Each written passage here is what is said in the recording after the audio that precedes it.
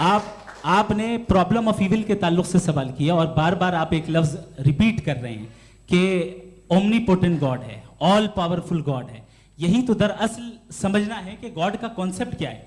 Problem of evil जो है, problem of evil दर हकीकत दो असम्पशंस पर कायम है।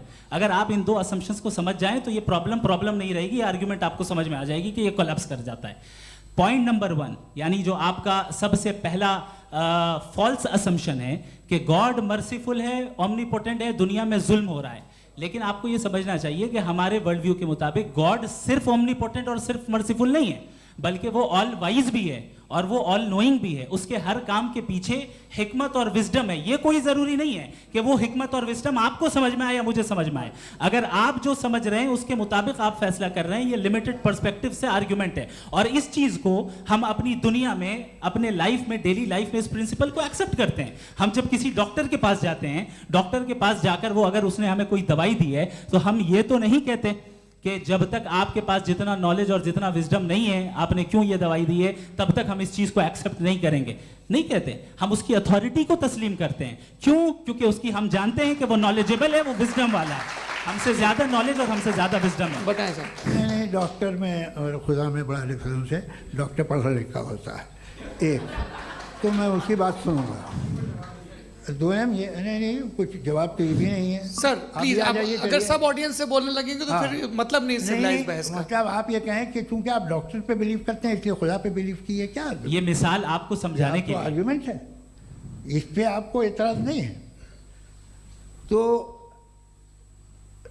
सिंपल बात ये है कि मैं अगर ये यकीन कर लूँ कि एक ओमनीपोटेंट, उसकी मसलहत है, ये जो बच्चे मर रहे हैं ये मसलहत है उसकी, मुझे नहीं चाहिए थी मसलहत। उसकी मसलहत नहीं, यही तो समझना है, मतलब एक्सपीरियंस। अच्छा, इस आपने अभी मेरी बात पूरी सुनी नहीं। मैंने कहा आपका पूरा आर्ग्यूमेंट दो फॉल्स असम्पशंस पर है। एक फॉल्स असम्पशन मैंने बता दिया, दूसरा फॉल्स असम्पशन ये है कि इस दुनिया में इविल के होने का कोई गुड रीजन नहीं है, जबकि हमारे पास बाज रीजंस मौजूद हैं, हमारे पास बाज वजूहात मौजूद हैं। अगर इस दुनिया में इविल ना हो तो आप गुड को डिफाइन कैसे करेंगे? अगर जुल्म ना हो आप इंसाफ को समझेंगे कैसे? अगर तारीकी ना हो तो आप लाइट को समझेंगे कैसे?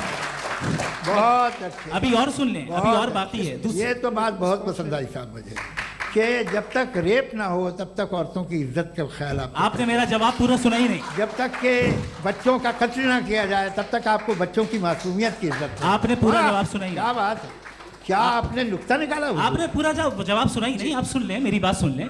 ये मैंने आपको एक चीज बताई। दूसरी चीज, इस दुनिया में हम आए हैं टेस्ट के लिए, हमारा टेस्ट हो रहा है और हर इंसान का अलग अलग अंदाज में टेस्ट होता है।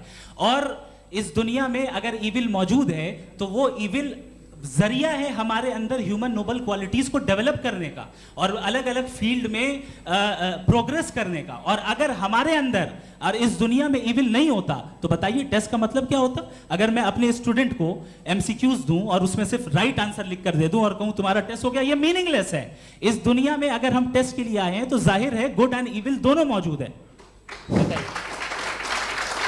तो अगर गुड एंड इविल दोनों मौजूद है तो ये इविल भी खुदा का बनाया हुआ है? जी हाँ, खुदा का बनाया हुआ है। लेकिन अच्छा, चलो अच्छी बात। जी बिल्कुल, तो बिल्कुल खुदा ने बनाया। अभी तो ये है कि जो मेजॉरिटी है दुनिया में वो इविल है, तो ये खुदा एक्चुअली इविल के साइड पे लग रहा है मुझे। बिल्कुल भी नहीं, मैं बताता हूं। मेजॉरिटी में तो वो है।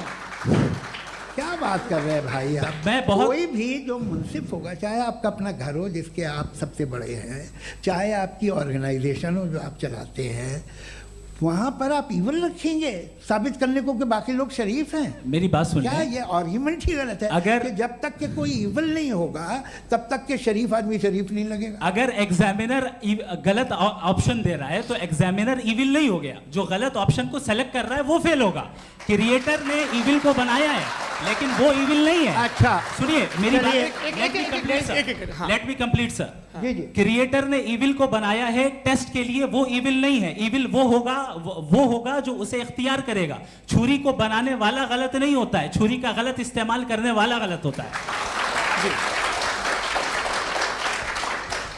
रेप को कैसे गलत इस्तेमाल करते हैं? रेप इंसान के फ्री विल का नतीजा है।